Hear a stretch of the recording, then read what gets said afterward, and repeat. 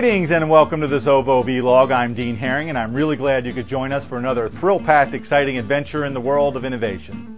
Today we'll be talking about getting the IRG, the Innovation Resource Group. If you want to innovate across your organization on purpose, you need to make sure that you are covering all the places where innovation happens, that ideas can come from everyone, from everywhere, and that you have a consistent evaluation framework and a way to move those ideas forward. You want to make sure that everyone knows what innovation means to their own particular job as well as to the organization at large. And you want to make sure that everyone has everything they need to innovate. From the management perspective, you'd like to make sure that you put the corporate investments where they are best fit. You'd like to make sure you know what's happening with your innovation investment across your entire organization. And you'd like to make sure you help everybody innovate in the very best possible way they can. Different groups will innovate in different ways, and that's terrific, but you want to make sure that each one can learn from the others as they move forward. In short, you want to provide focus, you want to provide resources, and you want to provide measurements. Many organizations are doing this now by using what we call the IRG, which is the Innovation Resource Group. Before we get into what the IRG is and all the particulars, let's talk for a minute about where innovation happens within an organization. Organizations are made up of a number of groups, product or service groups, business functions, and so forth that are internal to the organization, and partners and customers who are external to the organization. When most people think about innovation, they think of innovation that happens within a product or service group. This is typically the most common because there are already management structures in place and people have a common focus. It's also the place most likely to generate incremental innovations, line or service extensions, or improvements to existing products or services. That's great for the next quarter, but not likely to generate the breakthroughs that lead to big opportunities. Innovation can also happen between groups.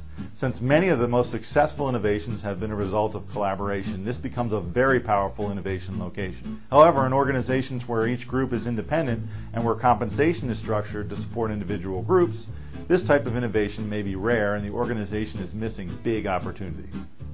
Innovation can also happen in the white space, market opportunities that are beyond the current scope of the organization's business.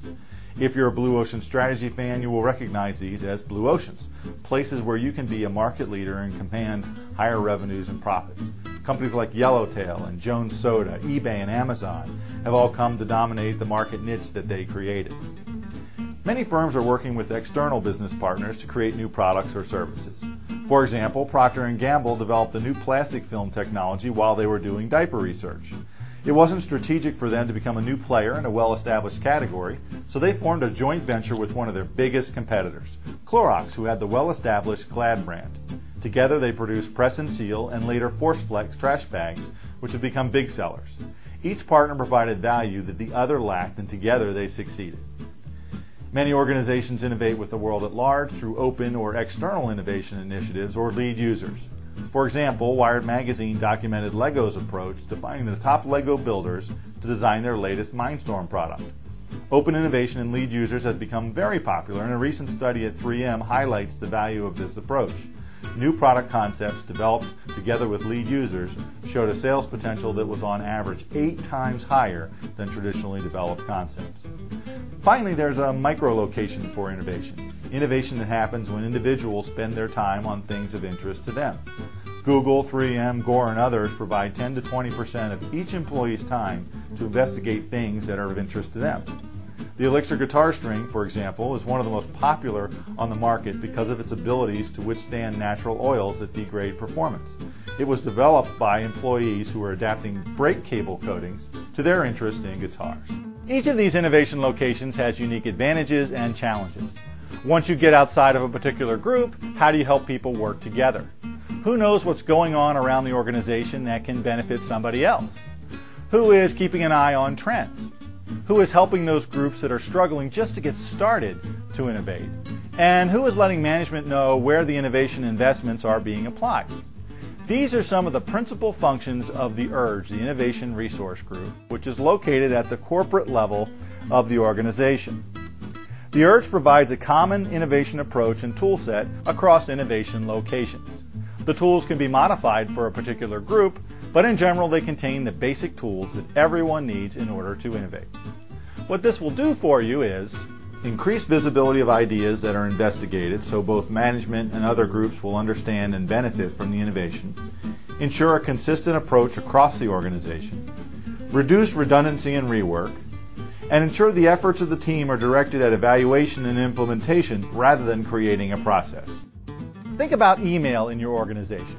You could decide that every group could install their own email system. You install it, you maintain it, you upgrade it, you take care of the whole shebang. You take care of your own address books, you make sure you have your own contacts up to snuff, and then we'll try and integrate it across the organization to make do. You wouldn't do that, it wouldn't make sense. You have one system that applies across the organization and people can focus on what they're supposed to do. You need a consistent approach, and that's one of the things that the IRG provides.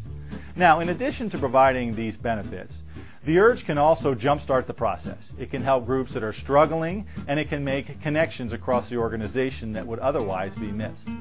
This is a very important function of the IRG, to provide connections and collaboration between people, ideas, and things. The overwhelming majority of successful innovations, from the light bulb to the ATM to experiences and services, come from collaboration. Sometimes you just need someone to help make those happen, and the IRG can do that. Finally, you'd like your groups to eventually fold all this into their culture and begin to innovate without help.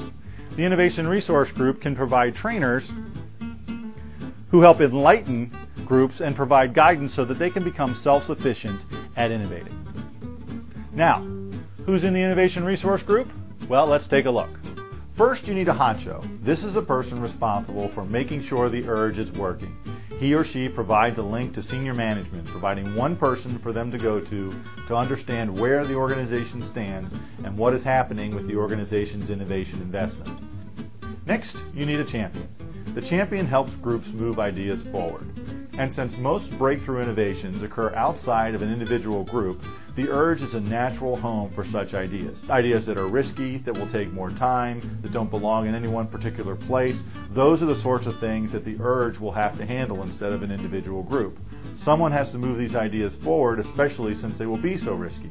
The champion is that person. Next, you need a scout. Someone who watches trends outside, becomes intimately connected with what's going on everywhere in the organization, knows what partners in the general marketplace are doing, and can synthesize these things to help build collaborative networks. Finally, you need trainers, facilitators, and coaches who help groups as they take their first steps and help them become independent so they can innovate on their own. Depending on your organization, we also find that some companies need evaluators, process people, and metric keepers in their IRG. We work with a whole bunch of organizations, from financial services to healthcare and insurance to high-tech products and the aerospace industry, and many of the organizations we work with have gotten the IRG. They've established an innovation resource group to help their companies innovate across all locations. The question is no longer, should we innovate across all locations in our organization? That question has been answered a resounding yes.